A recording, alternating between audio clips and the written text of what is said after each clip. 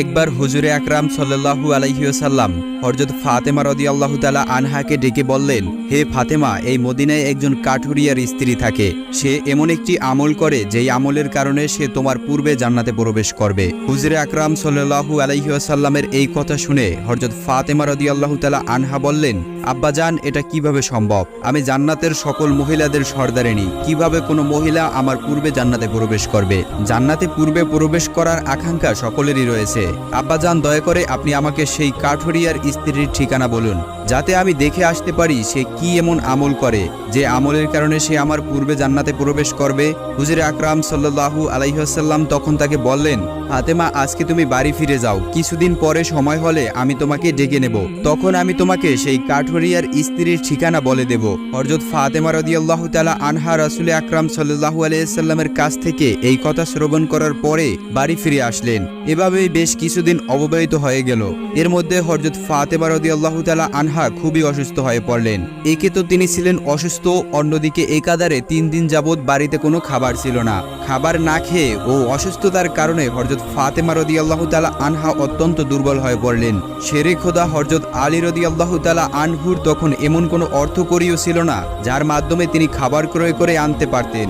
3 দিন অববাহিত হওয়ার পরে ফাতেমা রাদিয়াল্লাহু তাআলা আনহু হযরত আলী রাদিয়াল্লাহু তাআলা আনহুর হাতে একটি কাপড় দিয়ে বললেন, হে আমার প্রিয় স্বামী, আপনার হয়তো মনে আছে আব্বাজান মুহাম্মদ রাসূলুল্লাহ সাল্লাল্লাহু আলাইহি সাল্লাম আমাদের বিয়ের সময় এই কাপড়টি আমাকে হাদিয়া স্বরূপ দিয়েছিলেন। এটি অত্যন্ত বরকতময় একটি কাপড়। আমার মনে চাচ্ছে না যে এই কাপড়টি আমি বিক্রি করে দেই, কিন্তু তারপরেও যেহেতু আমাদের ঘরে আজ 3 দিন যাবৎ কোনো খাবার নেই, তাই আপনাকে এই বরকতময় কাপড়টি আমি দিচ্ছি। আপনি এটিকে বাজারে বিক্রি করে এর মূল্য দিয়ে কিছু খাবার খরিদ করে নিয়ে আসুন। হযরত আলী রাদিয়াল্লাহু তাআলা আনহু ফাতেমা রাদিয়াল্লাহু তাআলা আনহার কাছ থেকে সেই কাপড়টি নিয়ে বাজারের দিকে রওনা করলেন। তিনি কাপড়টা নিয়ে বাজারে পৌঁছালেন এবং সেটিকে বিক্রি করার জন্য অনেক ক্রেতাকে দেখালেন, কিন্তু কাপড়টি অত্যন্ত পুরাতন হওয়ায় কেউ সেটিকে ক্রয়ের জন্য আগ্রহ দেখাচ্ছিল না। এ কারণে হযরত আলী রাদিয়াল্লাহু তাআলা আনহু একেবারে নিরাশ হয়ে পড়লেন। তখন তিনি আল্লাহ রাব্বুল আলামিনের দরবারে ফরিয়াদ করলেন, হে রব্বুল আলামিন, এই কাপড়টি অত্যন্ত পুরাতন, তাই এটিকে ক্রয়ের জন্য কোনো ক্রেতা আগ্রহ দেখাচ্ছে না। আজ 3 দিন যাবৎ নবীজি সাল্লাল্লাহু আলাইহি ওয়াসাল্লামের কলিজার টুকরা হযরত ফাতেমা ও হাসান হোসাইন না খেয়ে আছেন।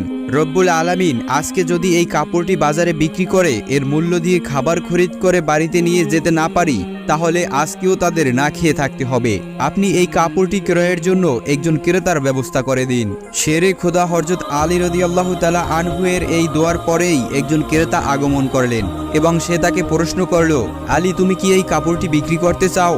আলী রাদিয়াল্লাহু তাআলা আনহু বললেন, জনাব, আমি তো বিক্রি করার জন্য এটিকে বাজারে নিয়ে এসেছি।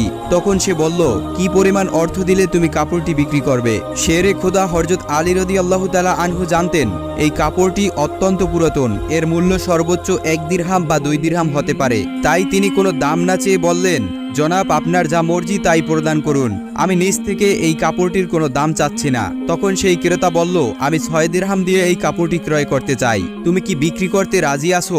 আলী রাদিয়াল্লাহু তাআলা আনহু খুশির সাথে রাজি হয়ে গেলেন এবং বললেন, জনাব, আপনি আমাকে 6 দিরহাম দিয়ে এই কাপড়টি ক্রয় করতে পারেন। অতঃপর ক্রেতা হযরত আলী রাদিয়াল্লাহু তাআলা আনহুকে 6 দিরহাম দিল এবং আলী রাদিয়াল্লাহু তাআলা আনহু তাকে সেই কাপড়টি হস্তান্তর করলেন। ওদিকে আল্লাহ রাব্বুল আলামিনের একদল ফেরেশতা অন্য দল ফেরেশতাকে বলতে লাগলো, নবী সাল্লাল্লাহু আলাইহি ওয়াসাল্লামের সাহাবীরা অত্যন্ত দানশীল, তারা সুখে দুঃখে সর্বদা অবস্থায় দান করে। ফেরেশতাদের এই কথা শুনে অপর একদল ফেরেশতা বলল, আল্লাহর নবীর সাহাবীরা দান করে এটা ঠিক কথা, কিন্তু তারা সুখে দুঃখে সব সময় দান করে না। যদি তাদের হাতে কোনো কিছু থাকে তাহলে তা দান করে, এবং তাদের হাতে থাকা জিনিসটি প্রয়োজন যদি তাদের নিজেদেরই থাকে তখন তারা সেই জিনিসটি দান করে না। ফেরেশতাদের এই ঝগড়ার সমাধান করবে বলে আল্লাহ রাব্বুল আলামিন তাদেরকে বললেন, হে আমার ফেরেশতারা, তোমরা পরস্পরের মাঝে ঝগড়া না করে এই বিষয়টি পরীক্ষা করার জন্য শেরে খোদা হযরত আলী রাদিয়াল্লাহু তাআলা আনহুর কাছে চলে যাও। সে 6 দিরহাম দিয়ে একটি কাপড় বিক্রি করেছে, আর এই 6 দিরহাম তার অত্যন্ত প্রয়োজন। তোমরা আলীর কাছে সে 6টি দিরহাম চাও, সে তোমাদেরকে দেয় কিনা, আর এর মধ্যে তোমাদের ঝগড়ার সমাধান হয়ে যাবে। আল্লাহ রাব্বুল আলামিনের পক্ষ থেকে এই নির্দেশ লাভের পর একজন ফেরেশতা ফকির বেশে আলী রাদিয়াল্লাহু তাআলা আনহু এর কাছে আগমন করলেন। শেরে খোদা হযরত আলী রাদিয়াল্লাহু তাআলা আনহু সেই 6 দিরহাম দিয়ে খাবার ক্রয় করতে যাচ্ছিলেন। পথিমধ্যে সে ফকির বেশি ফেরেশতা তাকে বললেন, হে আল্লাহর বান্দা, আজ কয়েকদিন যাবৎ আমি না খেয়ে রয়েছি। দীর্ঘদিন যাবৎ না খেয়ে থাকার কারণে আমার শরীরে সামান্যতম নাড়াচাড়া করার মতো শক্তি নেই। আমি আল্লাহর হস্তে তোমার কাছে কিছু ফরিয়াদ করছি। যদি তোমার নিকট কোনো অর্থকড়ি থাকে দয়া করে আমাকে সেগুলো দান করো, যাতে সে অর্থকড়ি দিয়ে আমি খাবার ক্রয় করে খেতে পারি এবং আমার ক্ষুধার জ্বালা নিবারণ করতে পারি। ফকিরের এই প্রার্থনা শুনে হযরত আলী রাদিয়াল্লাহু তাআলা আনহু ভাবতে লাগলেন, হে আল্লাহ, আজ 3 দিন যাবৎ আমার স্ত্রী ও সন্তানেরা না খেয়ে রয়েছে। এই 3 দিন পরে